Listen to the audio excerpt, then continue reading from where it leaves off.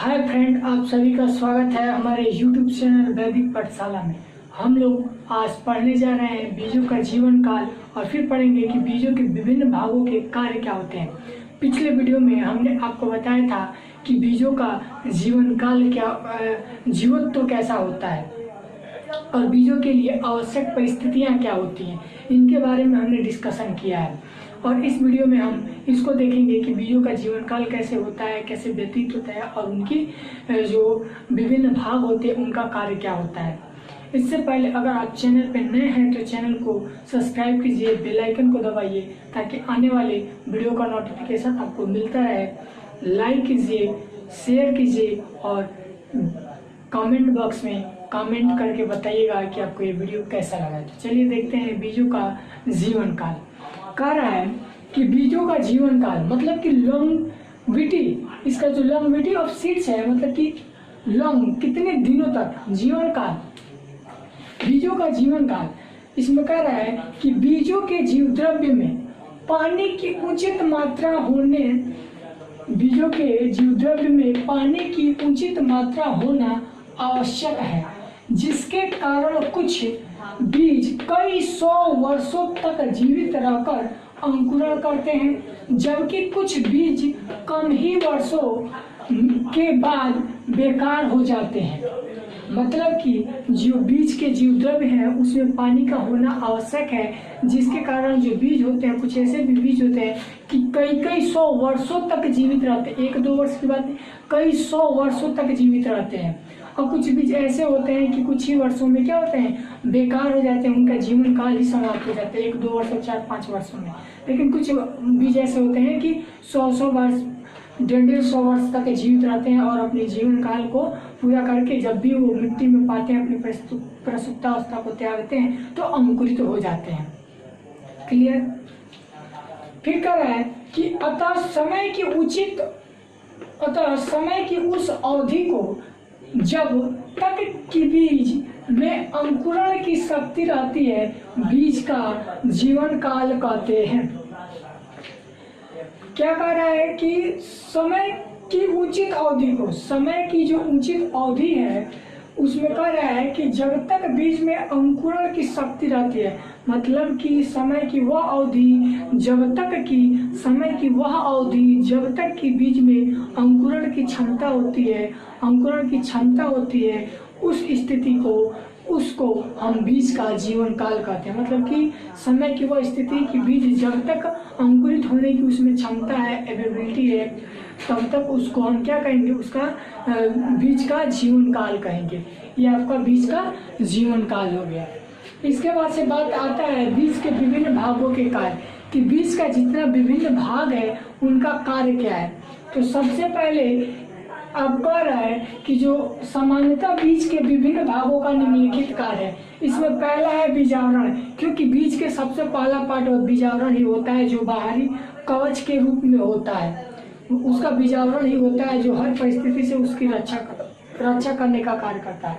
तो बीजावरण क्या होता है वो देखेंगे। बीजावरण संपूर्ण बीज के विभिन्न भागों की रक्षा करता है। संपूर्ण बीज के विभिन्न भाग जितने होते हैं उन सब की रक्षा करता है। अंकुरण के समय जल अवशोषण करता है और अंकुरण के समय जल भी अवशोषण करता है। करता क्या है कि बीज के सब बाह्य परत में होता है तो उस पर जितनी भी हानियां होती हैं उसको सहन करके बीज के अंदर के जो जितने भ्रूणपोष, बीजपत्रधार, बीजपत्रोपरी जितने होते हैं सबकी रक्षा करता है। और जब वो अंकुरण के लिए मिट्टी में जाता है तो मिट्टी से क्या करता है, पानी को अवशोषित करके फूल जाता है ताकि वो आसानी से फट सके और बीजपत्रधार, बीजपत्रोपरी, मूलांकुर, प्रांकुर आसानी से बाहर निकल सके। ये इसका बीजावरण का कार्य है। फिर कह रहा है भ्रूणपोष, दूसरा टॉपिक आता है भ्रूणपोष। कह रहा है अंकुरण के समय के लिए तथा नवोद्भिद की वृद्धि के लिए, अंकुरण के समय के लिए तथा नवोद्भिद की वृद्धि के लिए भोजन का संग्रहण करना।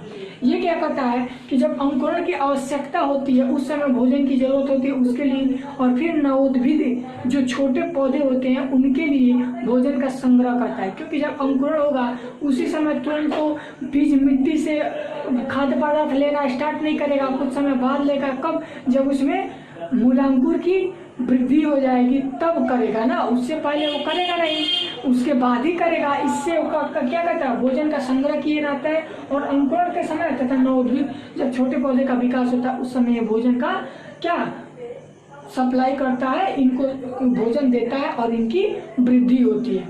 फिर अगला टॉपिक आता है भ्रूण। तीसरा टॉपिक आता है भ्रूण। भ्रूण का क्या कार्य है, एम्ब्रियो। क्या इसके कई भाग हैं जो अलग अलग कार्य करते हैं। भ्रूण के कई भाग हैं, कौन कौन, बीजपत्र और भ्रूणाच, बीजपत्र और भ्रूणाच। तो बीजपत्र का क्या कार्य है, बीजपत्र में बीजों में नवोद्भिद की प्रथम पत्ती बनाते हैं। बीजपत्र क्या करते हैं, नवोद्भिद की प्रथम पत्ती यही बनाते हैं। प्रथम पत्ती इन्हीं का होता है, किसका, बीजपत्र का।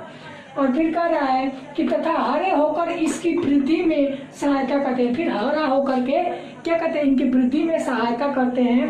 अंकुरण के समय तथा बढ़ते हुए भ्रूण को भोजन देते हैं। अंकुरण के समय और बढ़ते हुए किसको, भ्रूण को भोजन देने का कार्य कौन करता है, बीजपत्र। और इनका क्या कार्य है कि बीजों में नवोद्भिद की प्रथम पत्ती इन्हीं के द्वारा बनती है।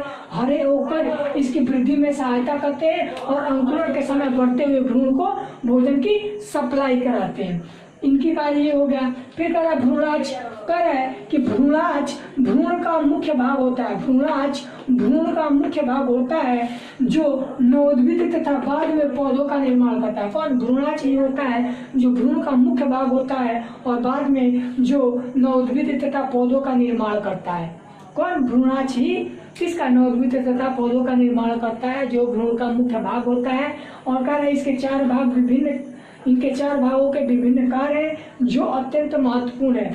इसके चार भागों के विभिन्न कार्य हैं जो अत्यंत महत्वपूर्ण है। तो चार भाग आपका कौन कौन है, मूलांकुर है, प्रांकुर है, बीजपत्रधार है, बीजपत्रपरिक है। ये चार भाग है किसके, भ्रूणाच के। और भ्रूणाच का कार्य क्या है कि इसका ये क्या करता है कि नवोद्भिद तथा पौधों का निर्माण करता है। कौन, भ्रूणाच। और बीजपत्र क्या करता है कि नवोद्भिद का प्रथम पत्ती यही होता है जो बाद में क्या करता है, हरा होकर पौधों की वृद्धि में सहायता करता है और अंकुरण के समय बढ़ते हुए भ्रूण को भोजन की सप्लाई करता है।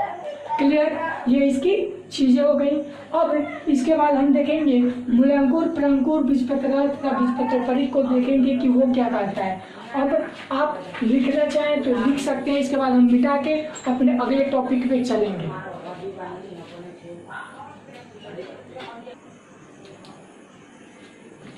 चलिए अब देखते हैं, हमने भ्रूणाच के भाग को देख लिया था कि भ्रूणाच के चार भाग होते हैं, मूलांकुर, प्रांकुर, बीजपत्रधार और बीजपत्रपरिक।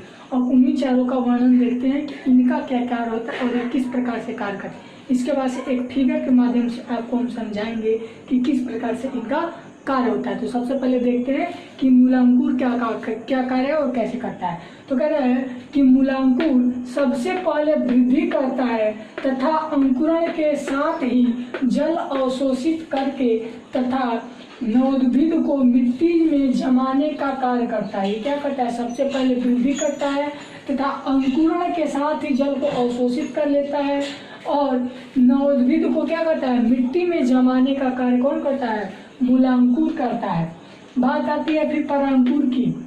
कह पौधों का पूरा परोह तंत्र इसी से बनता है। जो पौधे का पूरा मतलब कि मिट्टी छोड़ के मिट्टी का ऊपर का जितना भाग होता है वो सब परांकुर से ही बनता है। उसी को कहा है कि पूरा परोह तंत्र इसी से बनता है। ठीक है। अंकुरण के बाद मूलांकुर के कुछ समय बाद भूमि से बाहर आते हैं। किसके, अंकुरण पहले होता है, उसके बाद मूलांकुर निकलता है और फिर इसके निकलने के कुछ समय बाद भूमि से बाहर निकलता है आपका प्रांकुर। ठीक है। जैसे आपको यहाँ दिखा दें कि ये एक आप मान लो प्लांट है,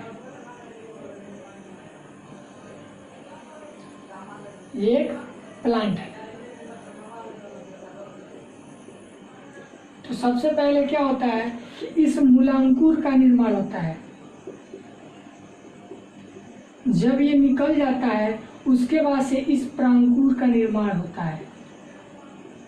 इसके निकलने के पश्चात ये निकलता है कुछ समय बाद, इसी से इसका पूरा परोतंत्र का निर्माण होता है। वही कहा है ना, पौधे का पूरे परोतंत्र इसी से बनता है। और अंकुरण के कुछ समय बाद मूलांकुर के कुछ समय बाद मूलांकुर के कुछ समय बाद भूमि से बाहर निकलता है आपका प्रांकुर। क्लियर।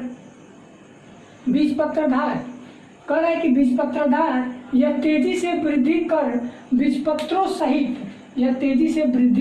बीजपत्रों सहित प्रांकुर को भूमि से बाहर लाता है। क्या करता है? तेजी से वृद्धि करता है और बीजपत्र सहित प्रांकुर को क्या करता है? भूमि से बाहर निकालता है ताकि उसे प्रकाश मिल सके और वह उचित वृद्धि कर सके।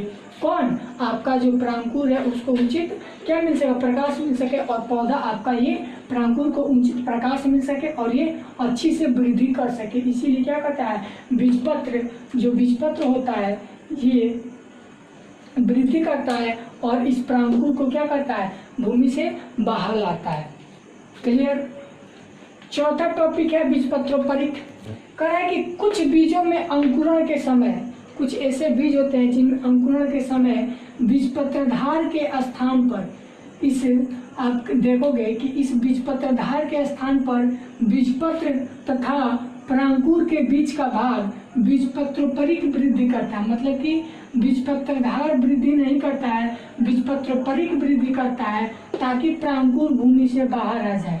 कौन? बीजपत्रधार वृद्धि न करके बीजपत्रोपरिक का वृद्धि करता है ताकि प्रांकुर भूमि से बाहर आ जाए। अब हम बीजपत्रधार बीजपत्रोपरिक लंकुर प्रांकुर को समझा रहे हैं एक फिगर के माध्यम से, फिर इसको बताते हैं, देखेंगे कैसे।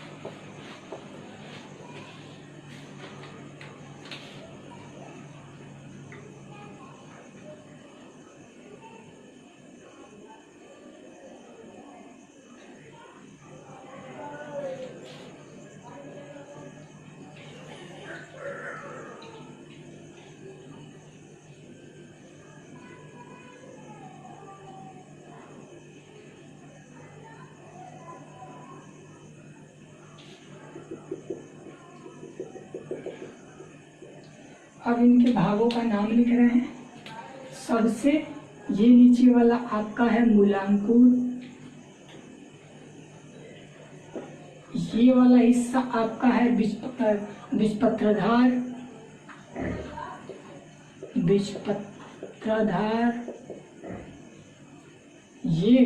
ये वाला हिस्सा है, ये दोनों साइड का है बीजपत्र, ये हिस्सा है बीजपत्रोपरिक,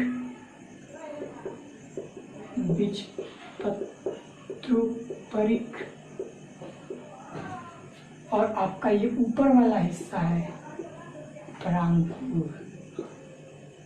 आप देखो तो सबसे पहले मूलांकुर की बात हुई है तो इसमें कहा है कि सबसे पहले वृद्धि करता है, ये वृद्धि करेगा तथा अंकुरण के साथ ही जल अवशोषित करेगा। करने पर नवोद्भिद को मिट्टी में जमाने का कार्य करता है। ये मूलांकुर है ना, इसी से आगे चल के इसमें जड़ बनेगा। जब जड़ बनेगा तभी तो मिट्टी में पौधा कोई जमेगा, जड़ के द्वारा ही तो मूलांकुर ही ये कार्य करता है और उसको मिट्टी में जमाता है। आप पढ़ रहे हो, सबसे पहले वृद्धि करता है, अंकुरण के साथ जल को अवशोषित करेगा और नवोद्भिद को मिट्टी में जमाने का कार्य करेगा, ये मूलांकुर। ठीक, दूसरा प्रांकुर की बात आता है, ये कह रहा पौधे का पूरा परोह तंत्र इसी से बनता है। आप देखोगे इस पूरे पौधे का ये परोह तंत्र इसी के द्वारा, प्रांकुर के द्वारा ही बना है। फिर कह रहा अंकुरण के बाद मूलांकुर के कुछ समय बाद भूमि से बाहर आता है। मतलब कि मूलांकुर के कुछ समय बाद, सबसे पहले इस मूलांकुर का निर्माण होगा, इसके कुछ समय बाद में इस प्रांकुर का निर्माण हो, तब न ये बाहर निकलेगा। कब? मूलांकुर का निर्माण हो जाएगा और ये बीजपत्रधार जब वृद्धि करेगा तब न ये आपका प्रांकुर बाहर निकलेगा बीजपत्र के साथ। इसीलिए कहा है कि क्या कहता, अंकुरण के बाद मूलांकुर के कुछ समय बाद भूमि से बाहर आते हैं। क्लियर? अब बीजपत्रधार की बात आती है। ठीक है, इसमें कह रहा है ये बीजपत्रधार, ये कह रहा है ये तेजी से वृद्धि कर बीजपत्रों सहित, मतलब कि ये बीजपत्रधार तेजी से वृद्धि करता है और बीजपत्रों, इन बीजपत्रों के द्वारा, ये जो आपके दो बीजपत्र हैं इनके बीजपत्रों सहित प्रांकुर को भूमि से बाहर निकाल, बीजपत्रों के सहित इस प्रांकुर को क्या करता है? भूमि से बाहर निकालता है ताकि उसे प्रकाश मिल सके, ताकि किसे? प्रकाश मिल सके इस प्रांकुर को और वह उचित वृद्धि कर सके। इस प्रांकुर को उचित प्रकाश मिल सके और ये उचित वृद्धि कर सके। इसीलिए ये बीजपत्र इन बीजपत्रों के क्या करता है, साथ बाहर परांकुर को निकाल देता है। क्लियर। बात आती है चौथा बीजपत्रोपरिक की। बीजपत्रोपरिक का क्या कार्य है? कह रहा कि कुछ बीजों में अंकुरण के समय बीजपत्रधार की यहाँ बात हुई है। बीजपत्रधार आप देख रहे हो यहाँ बीजपत्रधार है। बीजपत्रधार के स्थान पर बीजपत्र तथा परांकुर के बीच का भाग, बीजपत्र तथा परांकुर, आप देखो ये बीजपत्र है और ये परांकुर है, इनके बीच का भाग ये आपका बीजपत्रोपरिक है। किसके किसके? करा बीजपत्र और परांकुर, बीजपत्र और परांकुर के बीच का भाग बीजपत्रोपरिक। बीजपत्रोपरिक वृद्धि करता है, बीजपत्रोपरिक वृद्धि करता है, ये वृद्धि करता है ताकि परांकुर भूमि से बाहर आ जाए, ताकि आपका ये परांकुर भूमि से बाहर निकल जाए। कब? जब कुछ बीजों के लिए बीजपत्रधार के स्थान पे बीजपत्र और परांकुर के बीच का भाग, बीजपत्र और परांकुर के बीच का भाग बीजपत्रोपरिक क्या बताया, वृद्धि करता है ताकि परांकुर भूमि से बाहर आ जाए। इसीलिए इनका ये 4 कार्य हो गया। और आप जाने कि क्या कहते हैं कि बीजों के लिए जो उनके विभिन्न भाग होते हैं बीजों का, उनका क्या कार्य होता है और बीज का जीवन काल जाने। आपको ये वीडियो अच्छा लगा है तो लाइक कीजिए, कमेंट कीजिए, दोस्तों के साथ शेयर कीजिएगा और अगर आप चैनल को सब्सक्राइब नहीं किए तो सब्सक्राइब कीजिए, साथ में बेल आइकन को दबाइए। इस वीडियो के लिए इतना ही। इस प्रकार से ये आपका चैप्टर खत्म हुआ। इसके बाद से हम अगले चैप्टर को देखेंगे। Thanks for watching.